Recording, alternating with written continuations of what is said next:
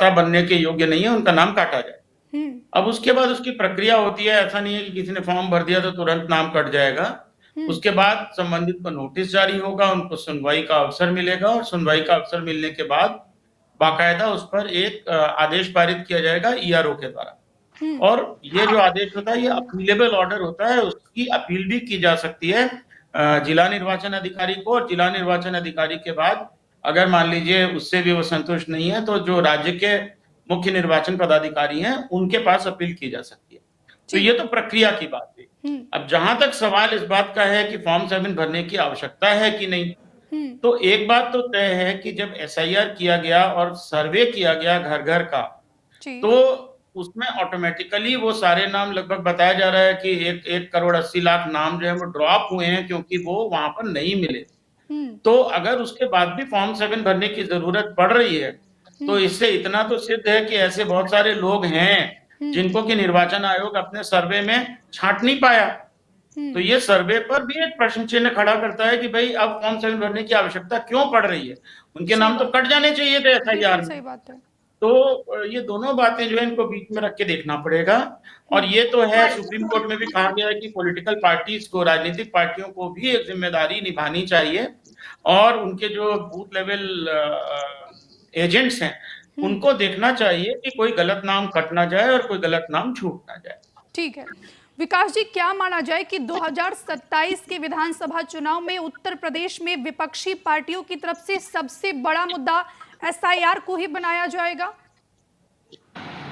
नहीं, देखिए 2027 तो अभी दूर है, लेकिन एसआईआर का मुद्दा तो है। और उसमें जो फॉर्म 7 के बारे में आलोक सर ने जो बताया, उनसे बड़ा एक्सपर्ट तो पैनल में कोई नहीं है। और उनके पास जो अनुभव है चुनाव आयोग के बारे में, कार्यशैली के बारे में, उन्होंने बता दिया कि जब एसआईआर हो गया तो फिर फॉर्म 7 क्यों।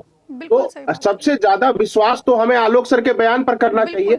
और उसके बारे में अब देखिए कई ऐसे मामले आ रहे हैं सामने जिस पर सवाल उठाए जाने चाहिए। जैसे बदायूं में भी देखिए जो मेरे पास सूचना है कि शेखपुरा गांव की एक नाजिमा है, उनका नाम काटने के लिए भगवान सिंह ने एक एप्लीकेशन दिया फॉर्म 7 के तहत। और भगवान सिंह कौन है, ये जानकारी हाँ, ये अब मैं बता रहा हूँ। जी। यही भगवान सिंह ने जैनुल आबदीन खान का भी नाम हटाने के लिए दाखिल किया है फॉर्म 7। और अब बताइए कि ये भगवान सिंह को इतना इंटरेस्ट क्यों है। और जब भगवान सिंह के फोन नंबर पे, जो आवेदन पे फोन नंबर दिया जाता है, उस पे कॉल हो रहा है तो उठा नहीं रहा है। इसी तरह बदायूं के दातागंज विधानसभा में नासुरुद्दीन का वोट काटने का आवेदन जो है विजय कुमार सिंह ने दिया है। अब ये विजय कुमार सिंह जो है बीजेपी के विधानसभा संयोजक हैं और उनका ये कहना है कि उन्हें पार्टी के तरफ से कुछ फॉर्म मिला और उसने साइन करके दे दिया, वो निजी तौर पे नासुरुद्दीन को नहीं जानते। मेरा मानना है कि इसमें, और इसी तरह है 86 फॉर्म 7 जो है शिकायत हुई है सिद्धार्थनगर में, और सब के सब मुस्लिम हैं। मतलब बेचारे जो मुस्लिम वोटर्स हैं, मैं जो भी वोटर्स है, देखिए मैं उनको धर्म के नाम पे नहीं बांट रहा हूं, लेकिन हमारे संविधान में सबको बराबर नागरिकता का अधिकार मिला है। क्यों एक ही समूह के नाम काटने के लिए फॉर्म 7 में डाला जा रहा है, इसका जवाब जो है जरूर देना चाहिए। और इसमें धर्मेंद्र मौर्य नाम के व्यक्ति का नाम आ रहा है जिसने 86 फॉर्म सबमिट किए हैं। और धर्मेंद्र मौर्य का भी कहना है कि उसे ये फॉर्म मिला था और उसने सबमिट कर दिया। तो देखिए अगर अखिलेश जी ये शिकायत कर रहे हैं तो पश्चिम बंगाल में जो कार्रवाई भी वो भी स्वागत योग्य है कि जो गलत अधिकारी कर रहे थे उस पर एक्शन हुआ। लेकिन क्या वही एक्शन यूपी में होगा?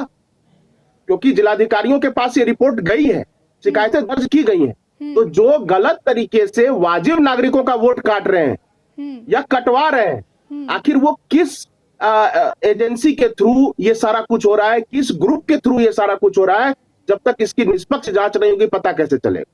तो अखिलेश यादव जी के सवाल बिल्कुल सही हैं और आलोक सर ने बहुत ही बड़ी बात कह दी कि जब एसआईआर हो गया तो फिर फॉर्म 7 क्यों। बिल्कुल, और यही सवाल तो अखिलेश यादव भी पूछ रहे हैं कि जब एसआईआर की एक्सरसाइज हो गई है तो फिर फॉर्म 7 की क्या जरूरत है।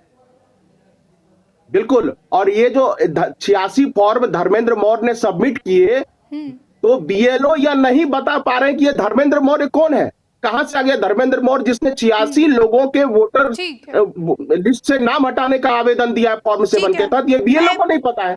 पल्लवी जी से जवाब ले लेती हूँ। पल्लवी जी, क्या आपके पास जानकारी है कि ये धर्मेंद्र मौर्य और एक दो नाम विकास जी और भी गिनवाए, ये सारे लोग जो